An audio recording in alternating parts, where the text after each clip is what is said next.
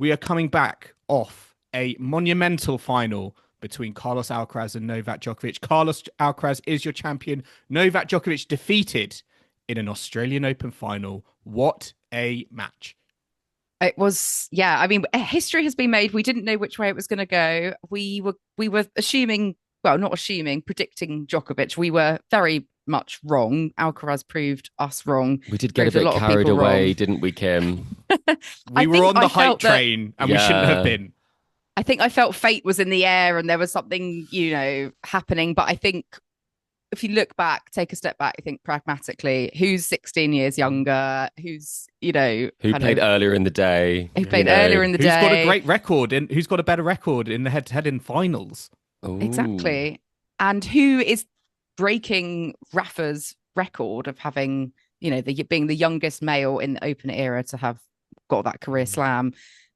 He was there watching Rafa. So maybe records tend to be broken when the current record holder is there Yeah. watching. So I think there was something maybe meant to be just on that respect rather than Djokovic. You should have factored that into your thinking, Kim, with Rafa there. Yeah. Surely that would have I'm so glad he was there. I loved it when the camera cut to him. I loved seeing him smile. I loved that interaction he had with Djokovic. It was tried to yeah, get it him was down on court, lovely. didn't he? I Yeah. Do you want know. to give this a go? Yeah. I bet Djokovic was wishing Rafa was on the other side of the net because he probably thought, well, I never lost to Rafa at Australia. I would have been able to have his number here, but obviously Djokovic wasn't able to replicate that against Alcaraz today. And time has changed, things have moved on. Djokovic is older.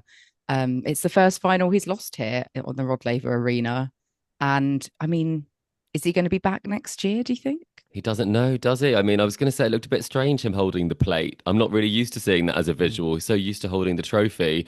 I think he doesn't know. He said kind of the general, thank you so much for all the support. He's been saying that I think the last couple of years in Australia because you just don't know what's going to happen with your body, what your plans will be. So I'm optimistic. I mean, how can you not be optimistic despite losing to Alcaraz? I mean, he's certainly pushed Alcaraz all the way this tournament. Sinkeraz. Sorry, I can't not think of like a kitchen sink when Alcaraz. you say that. But I Sorry. suppose that's what people need to throw at both of them to beat them, especially kitchen- both of them Yes. back to back. Maybe they could open a plumbing business together.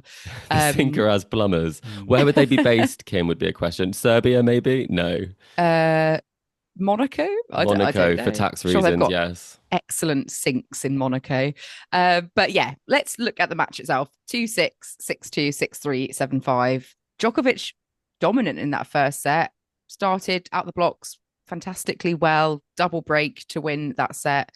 And then it kind of started to gradually shift in Alcaraz's favour.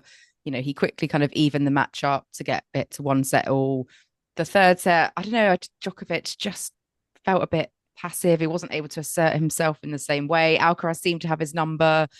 And then at the start of the fourth, Alcaraz was trying to get that early break, wasn't able to. And you thought, oh, is Djokovic going to get back in here? Is there going to be a momentum shift? Are we going to go to 5? The crowd in the arena wanted that. You could tell they were cheering for Novak. And it just he wasn't quite able to get there. He succumbed at 5-all. Alcaraz doing it on his first championship point as well. And yeah, I mean, an amazing feat for Alcaraz, the youngest ever man in the Open era to get that career slam. 7 Grand Slam titles now at age 22. I mean, that's ridiculous, really, isn't it? He's already got as many slams as Mats Wilander and John McEnroe, and we think of them as, greats of the game. So even if Alcaraz's career was to stop tomorrow, he'd be right up there in that conversation already. But let's look at the actual match itself. What do you think were the key factors that led to this outcome? Joel, I'm going to come to you first. Yeah, I think, we saw Novak Djokovic. I think one of the things that surprised us most in the semi-final against Jannik Sinner was how well Novak Djokovic was able to maintain his level across such a long period of time. And going into this final, I was sort of wondering how long is he going to be able to, be at the level that is required to defeat Carlos Alcaraz. And we saw a great level from him early on. I will say Carlos Alcaraz to me looked a little flat, But I think it was a question of how long could Djokovic sustain that level he brought in the first set. And sadly, I think he did, peter away a little bit in sets 2 and sets 3. Didn't feel like he was getting into the Carlos Alcaraz serve as much as, he would have hoped. And there were, positive signs, I think, in that fourth set. I think, it was great to see him push, and we'll always kind of wonder with, that I think that break point opportunity late on in the fourth, whether he was ever going to be able to push to a fifth. But I think ultimately for me, he wasn't really able to continue with the level he had in the first set and maintain it like he did against Sinner. And I think that was a big impact and an impact on the outcome of the match. He was stuck, wasn't he? I felt kind of, it's a hard decision to make. Do you try and hit through Alcaraz like he did in set 1, knowing that the chance of being able to do that consistently is going to be so tricky? It's going to be high, high margin for error. It's very likely that you are going to hit more unforced errors if you go for more. And then he did kind of stick with that plan. I think at times, probably Alcaraz has struggled a little bit more when you mix up the pace a bit more.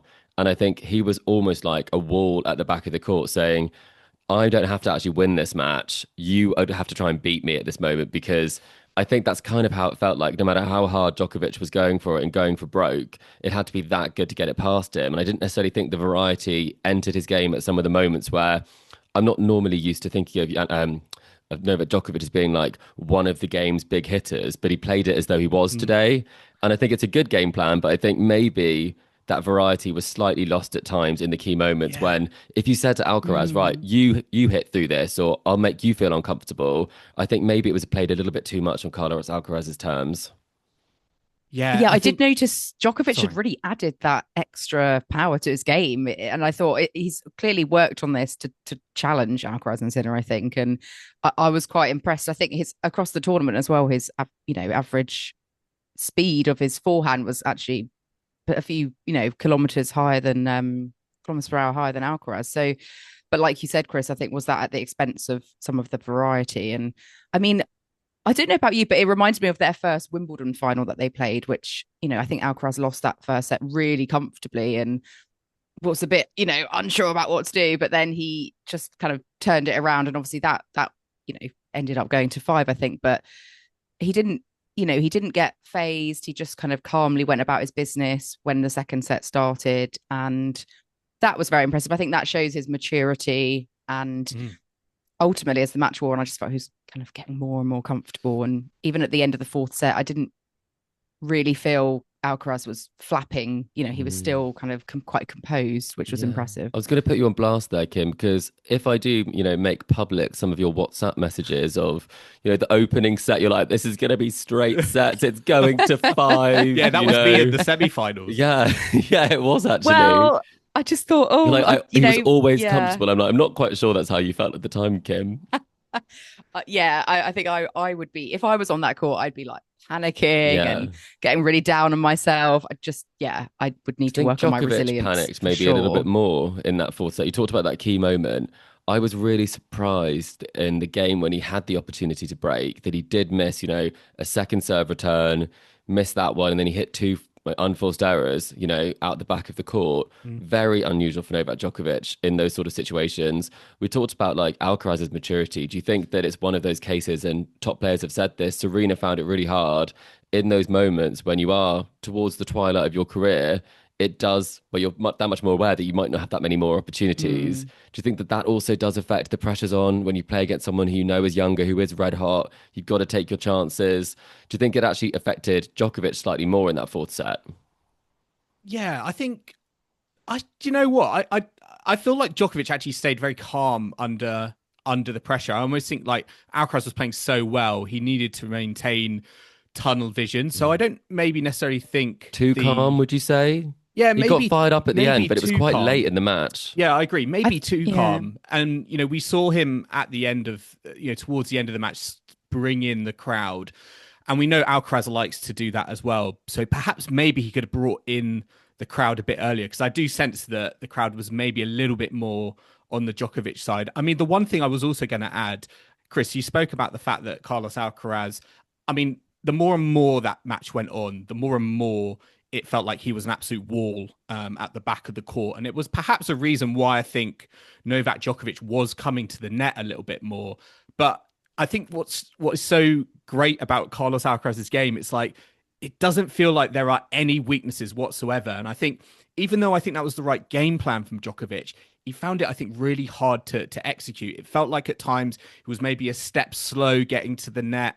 There were quite a few passing shots. I mean, if you look at kind of the net play from Djokovic, it wasn't upwards where it needed to be. 63% of points won at the net when he approached in. So when he did Alcaraz, kind of change it up, that's a tough person to approach too. Exactly. I would say, you know, it's a risky strategy. I think I saw that on a second serve. He did a serve and volley or something like that. So I think mixing it up is good. I think that was definitely part of the plan. But when you play against someone like Carlos, and also you know that physically you might not be at your best point after the semi-final, I think you do have to take risks in playing a way that maybe you wouldn't normally, and maybe coming forward a bit more was part of that problem. I think based on what we've been talking about, the more I reflect on Carlos being a wall, is actually Carlos can play aggressively. He can play defensively.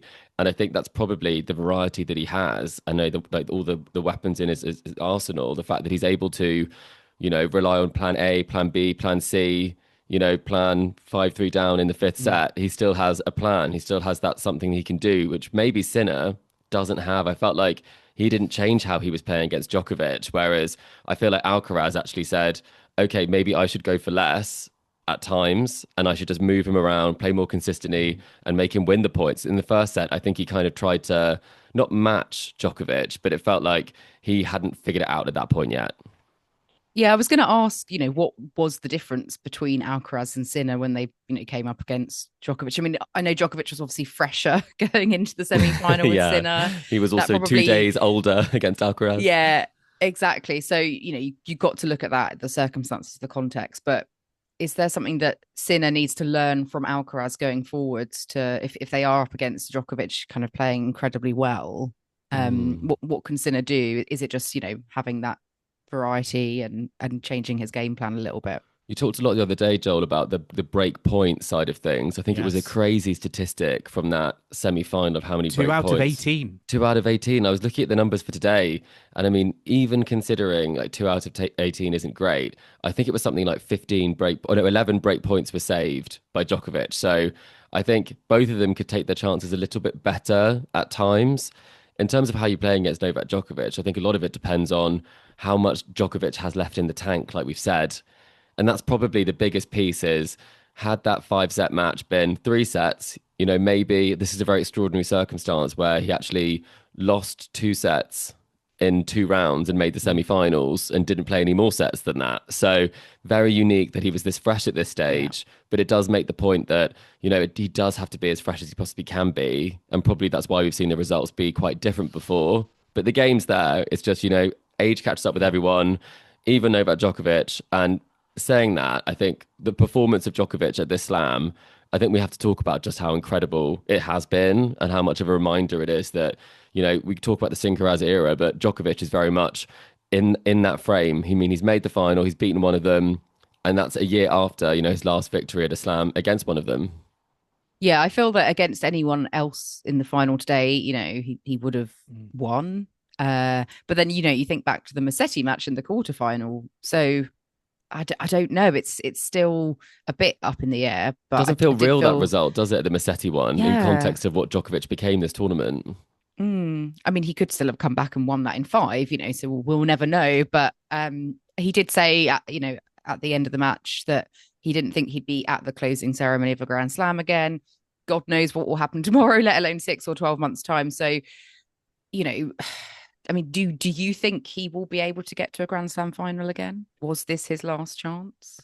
You got to be careful, Joel, because you did say he was going down this year, and he's made a final already. He has, and you know, it's incredible to think, yeah, he's done this. I think the way I would maybe reflect back on the tournament for Novak Djokovic is that we have seen the game from him. I think to win another Grand Slam title, but I think he needs to be able to maintain it longer.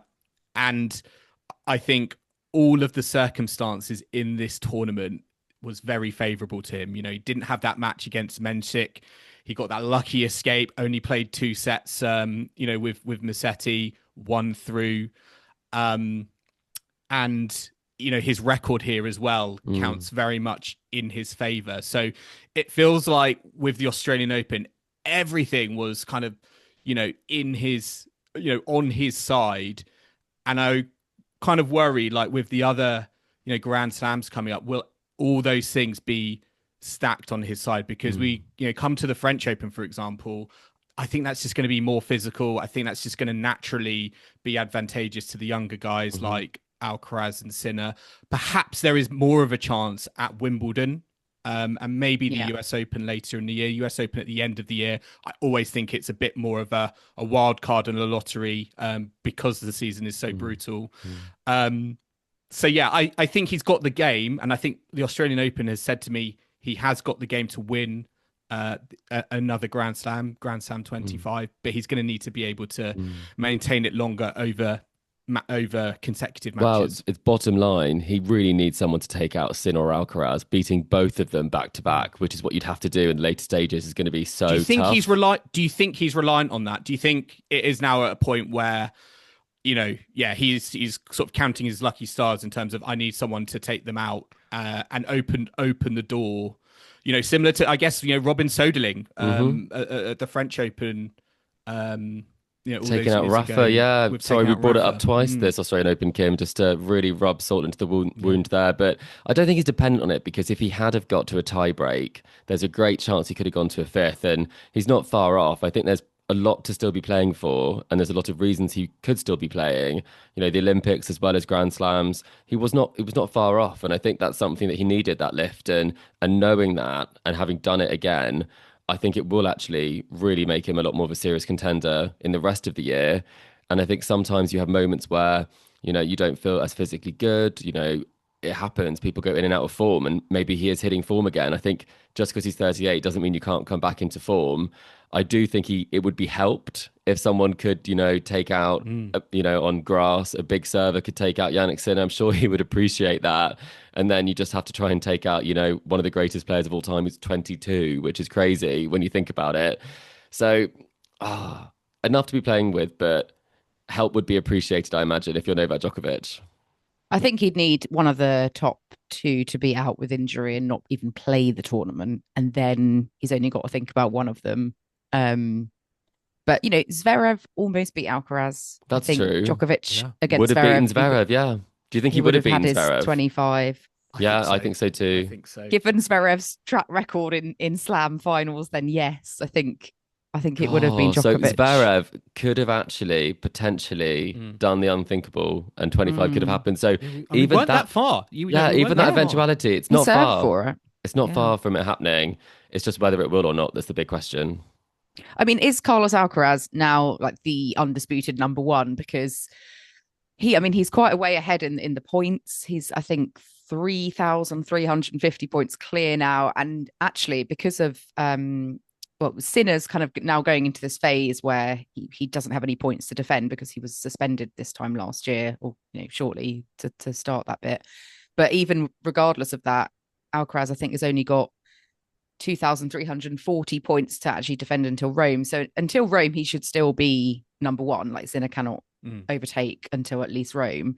But given what we've seen here, Alcaraz escaping that match against Zverev, getting the better of Djokovic, and he's now 3 slams ahead of Sinner. So if you're comparing the two of them, has Alcaraz kind of gone that notch ahead of Sinner in that conversation?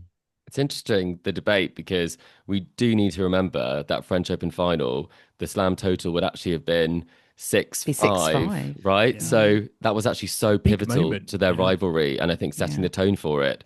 I think what's really interesting is the fact that they always sort of, even though it was only a short period of time where this was the case, it really felt like, Alcaraz's home is Roland Garros and Wimbledon, Sinner's is the hard courts.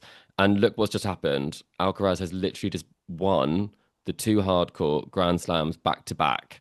So I think it's quite interesting that they're going back to clay, because I think it's much more of a leveler. I think it does break up, the pattern of the hard court sort of domination of Carlos Alcaraz at the slams in recent months. And I think if you look at the numbers, you'd have to say younger, more Grand Slams, looking better and better. And I don't think Sinner actually looked better at this Australian Open. I think he looked maybe a little bit off where he has been previously. So I think if you're looking at whose horse is leading the race right now, you'd have to go Alcaraz. I think with Carlos Alcaraz, for me, the big difference between him and Jannik Sinner is all around seizing the moment.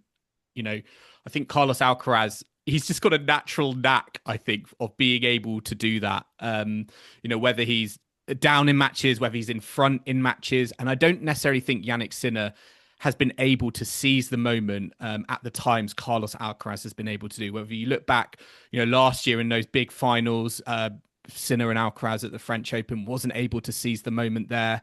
I mean, here in the Australian Open, Sinner set up on Djokovic. You sort of felt like he needed to seize the moment there. 2-1 up on Djokovic. Felt like he needed to seize the moment there and wasn't able to do so. So I think from that perspective, I think you've got to put Alcaraz out in front. What I'm excited about, though, is the fact that because there is this gap, because that match at the French Open was so massive. I mean, I remember us speaking about it as, is this one of the greatest tennis matches of all time? I think Sinner is going to be incredibly motivated to get one over on Carlos Alcaraz because of that matchup, but because also potentially the world number one ranking is going to be on the line. You know, Sinner's got no points to defend now. He could potentially eat into that gap and make it very, very interesting come the clay court season. It's also interesting, I was going to say, in terms of the split of the slams and where we will see this year going. I don't think many people thought Alcaraz would triumph in Australia. I think people thought it would potentially be 3 in a row for Sinner. So it does kind of add a really interesting sort of start, because now we're looking at the year and I'm thinking, hang on a minute, I don't want to revise my predictions. I mean, they're bad at the best of times, but now I'm thinking Alcaraz could be on for something really special here. And not talking about, like, you know, the calendar Grand Slam after the career Grand Slam. There's a lot that would have to happen, an awful lot for that to happen. But I mean, he does seem like he's able to get it done in these key moments and even on hard court. So I guess that's a big question. And I think it also makes me think about, you know, Djokovic said how he's already a legend making history, Carlos Alcaraz. It makes me think, well, how much history is he going to make even this year? And then I guess the question, can Sinner make his own history in Paris? So I think we're getting very different sort of, we talked about this being what could be a huge year for tennis, but it's already started with, you know, one of the biggest stories we probably have had in recent years. I think this is what the tour has needed, actually. I know everyone would have loved for Djokovic to win, including myself. But everyone, Kim, would you? But I think you know the reality is, if Djokovic had won, you know, if he had followed his schedule from last year, you know, we would have probably seen him quite limited time on the court. You know, Sinner and Alcaraz is the rivalry that continues. We know they're going to be turning up to the majority of the event. So for Alcaraz to do what he has done on a hard court, I think arguably is the best result at the Australian Open for the interest, I think, on the tour this year. I feel like Djokovic is still in that kind of, you know, known but unknown entity when it comes to Grand Slams. And I think his performance here just adds to that surprise package that on one day he could be 2 sets down to Musetti and look like he's going out, but on the other day he can be 38 years old and defeat Jannik Sinner in an incredible 5-set match in the semi-finals. So I sort of like this sort of positioning and this you know, these potential stories that could unravel over the season. But I think actually Carlos Alcaraz winning the Australian Open, I think that's actually the best story to set up the rest of the year on the ATP Tour.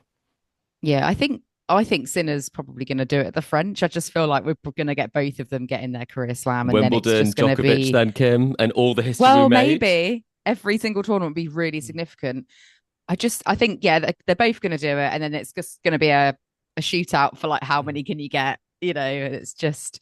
Because, I mean, where does Alcaraz go from here? He's ticked that box. Is it kind of Olympic gold now? He hasn't got that. He needs to focus on that come 2028. And then is it just collecting more and more slams? And I guess obviously aiming for the calendar slam this year, which, I mean, that would be incredible if that happened. But early days. Do you think it's possible? Do you think Carlos Alcaraz could win the calendar Grand Slam? I think it's possible. I don't see why not. I'm not saying that we're going to predict it, but if he is the world number one, if he has won the last two slams, you'd have to think there's a really decent chart that would be possible. And I genuinely think why not? I think he's the sort of player who maybe the pressure won't get to him quite in the same way as, we saw it with Novak Djokovic, because if you are in that situation younger, I think you'll have another chance at it. And I think it will be less of a big loss for you in that way. I mean, he's won them all, so why can't he win them all in the same year?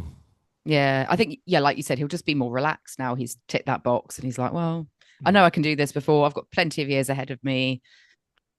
Bob's your uncle, maybe. Bob's your uncle. Try a double slam, Yeah. I do wonder if Jannik Sinner at the French, I can't believe we're already kind of talking. I know we've got loads of hardcore. Getting way ahead of ourselves. Way ahead of ourselves. But I do wonder if, it does Alcaraz assume that Rafa mantle as potential gatekeeper to the French Open title, similar to, how we had that dynamic between, Nadal, with Federer kind of searching for his career, Sam. There was so many years when he wasn't able to kind of get it done. And I wonder actually more so, even though Sinner's going to be incredibly motivated, I wonder if we're going to enter more into that dynamic with the French of Sinner maybe hoping Alcaraz goes out to someone else to open the door for him in order for him to win his own career slam. I mean, 1 point away, it's